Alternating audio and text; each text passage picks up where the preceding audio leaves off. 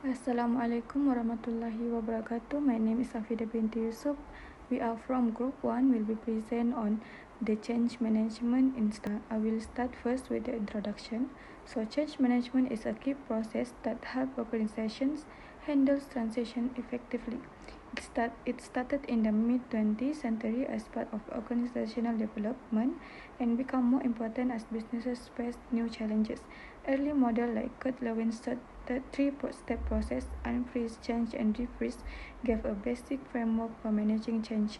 Later models such as John Kotter X-step process focus on leadership, communication, and involving stakeholders. Over the time, the scope of change management expanded to include challenges like new technology, restructuring, and cultural changes. Around the world, frameworks like Kotter and ADKAR are commonly used to manage change. However, for change management to be effective, it must be adapted to local cultures. For example, in Western countries, there is a focus on individual responsibility and innovation, while in Malaysia, teamwork, hierarchy, and respect for authority are more important.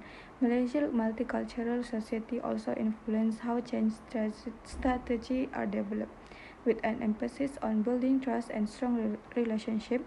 Local factors like government policies, Islamic values, and digital transformation also shape how change is managed. In conclusion, good change management is essential for success. By applying the right strategies and adapting to local cultures, companies like Starbucks can manage transition, improving employee engagement, and stay competitive. There is four objectives of the study. The first one is to investigate if there is resistance to changes in Starbucks. Second is to discuss stakeholders' response to the change in Starbucks. The third one is to explain how Starbucks respond to the change resistance. The last one is to recommend the best strategy for Starbucks to respond to the changes. Next is the concept of change management.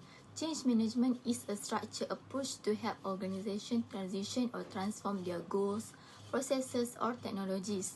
It focuses on making changes smooth, minimizing disruption, and achieving desired results.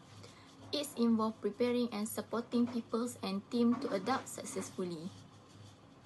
Changes in organization can happen due to external reasons like new technologies, market shift, or government rules. Internal reasons might include leadership changes, restructuring, or new strategies. Change management helps organizations handle these changes while staying stable and reaching their goals.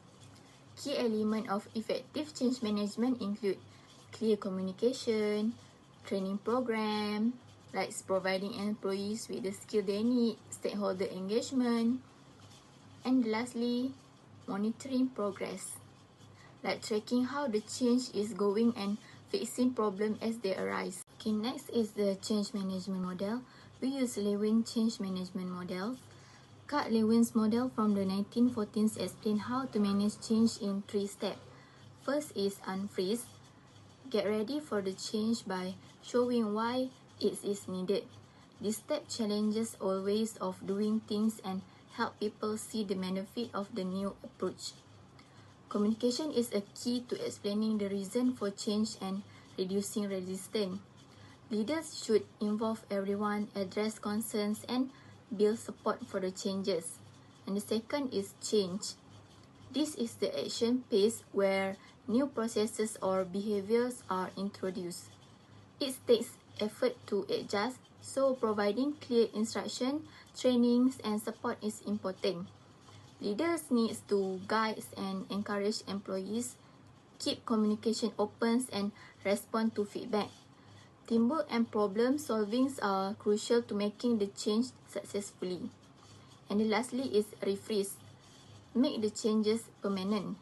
This step ensures the new ways are followed consistently and become part of the organization routine.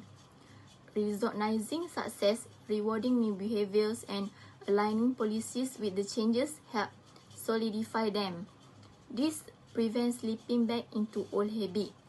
By following these 3 steps, Organization can manage change smoothly and ensure long-term success. And the second change management model that we use is quarter eight step. First is create urgency, shows why the change management is important and why it needs to happen now. Highlight challenges or opportunities to motivate people to act and reduce resistance. Second is build a guiding team. Form a group of key people from different parts of the organization to lead the change. A strong, credible team is essential for success.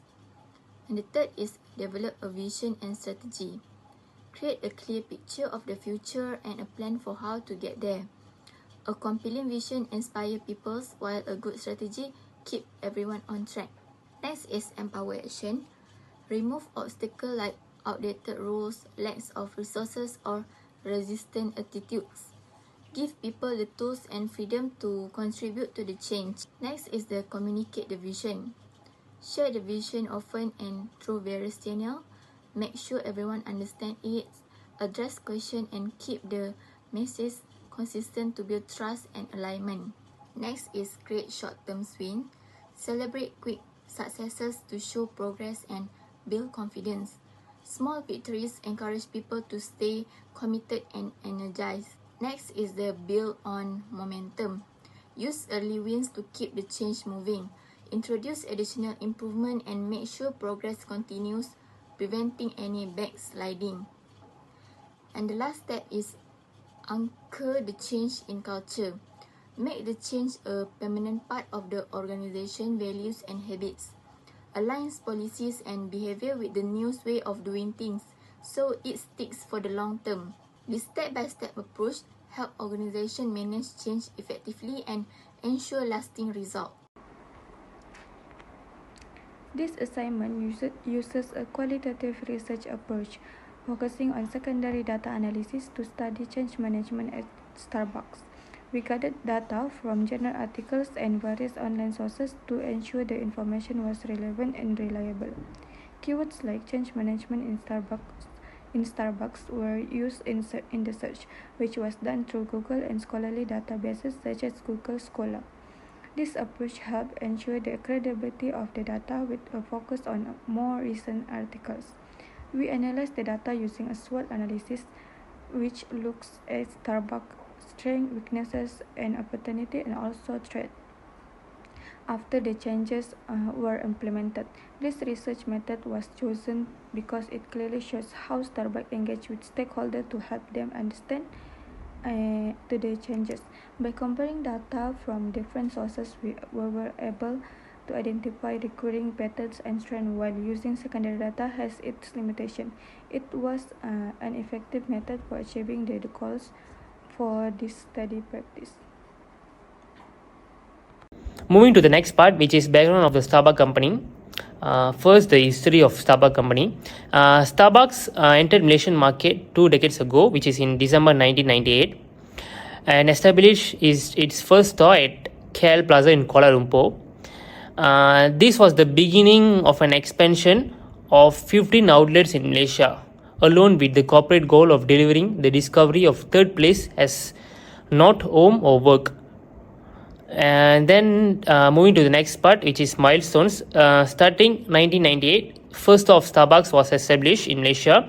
Then in 2005, launched Starbucks card in Malaysian market as a prepaid ND card for Starbucks clients.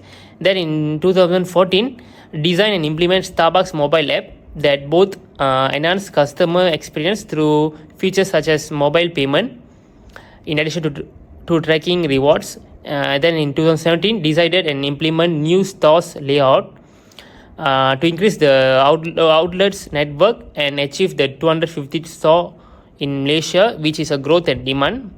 Then in 2018, launched several advertisement campaigns and other customer-centric events. Then in 2020, additional growth of existing outlets that are situated in places like airports, universities, and drive-through stops. Okay, next we'll be looking into mission, vision, and values of Starbucks company. The mission is to become the brand of choice for the world's sustainably sourced and roasted coffee beans volumes, maintaining and enhancing the human potential. Looking into vision for brand extension of Starbucks to become as the leading marketer of the world's finance coffee while applying the necessary adjustment as it grows and develops. Then the values learn to always do our best in the most vibrant and inspired way possible. Perform and deliver the goals and objectives with passion, professionalism, and determination. Okay, moving to the next part, which is key management and the board of directors. So, Starbucks Malaysia typically arrives with a sound leadership organization that appears to be above average compared to other organizations. It is consists of managing director or chief executive officer and other directors for operation, marketing, human resource, and financial directors. Then we look into products and services. Products such as coffee, tea, and frappuccino blended drinks, food items such as cakes, pastries, sandwiches, salads, and snacks, merchandise, coffee beans, and ground coffee, Starbucks Reserve. Starbucks has its own line of items for beverages, and their services is to inviting customers to take breaks, work, or even eat at Starbucks. Okay, moving into the last part, which is SWOT analysis. First, strengths, providing its clients with quality and quantity coffee and high quality services, developed a customer loyalty strategy that has also turned out to be very effective. Next is weaknesses. Starbucks has set very high prices due to its premium positioning in relation to other brands within the consumers goods market segment, and high operating expenses such as cost of human resources and property expenses in high rent bracket regions. Next is opportunities, growth through new markets including the second and third tier cities, expanding initiatives towards sustainability. It is also a response to a market demands, as well as ensuring the company's position as a socially oriented brand. And the last is threats. Competition comes from both international cafes and local competitors, which place tremendous pressure on grabbing market share. A fluctuation in price of raw materials such as coffee beans and human resource costs, cost of operation such as rent. Change management in Starbucks. Starbucks change management is exemplified by key transformations in leadership, operations, and sustainability. Leadership and strategic direction. In 2008, Howard Schultz returned as CEO to address financial distress, refocusing on the company's core values, which is the premium coffee and the third place experience. He halted excessive expansion, closed 900 underperforming stores, and retrained 135,000 baristas by temporarily shutting US locations. This demonstrated accountability, building confidence among the stakeholders. Next, operational excellence. Scott streamlined store processes by simplifying the menu and implementing the lean management system to boost productivity and reduce waste.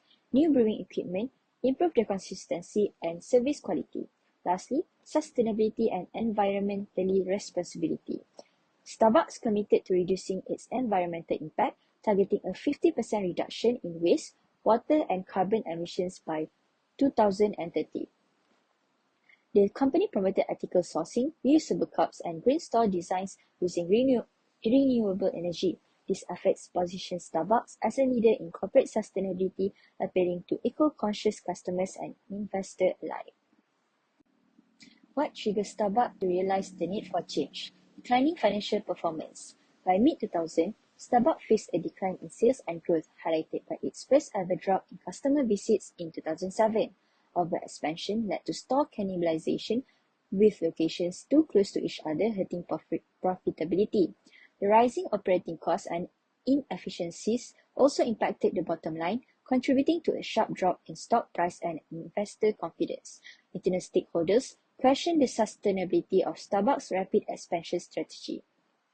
Other than that, the increased competition. Competitors like McDonald's McCafe and Dunkin' Donuts offered cheaper coffee, which further eroded the market share. Independent artisanal coffee shops also gained popularity by offering unique, locally inspired experiences, which is something Starbucks' standardized approach struggled to replicate. Lastly, the internal challenges. Internally, poor employee feedback and operational challenges arose as employees face growing workloads, complex menus, and inefficient systems. Morale suffered due to rapid growth and a loss of focus on core values, and the use of automated machines diminished the barista's sense of craftsmanship and negatively affecting both their self-esteem and customer interactions. These factors led Starbucks to reassess its strategy and implement change management. Next is the recommendation. If I were part of a Starbucks management team, addressing resistance to change would require a strategic and inclusive approach to ensure successful implementation. Firstly, I will focus on clear communication to ensure that all stakeholders, including employees and franchise partners, understand the reason for the change.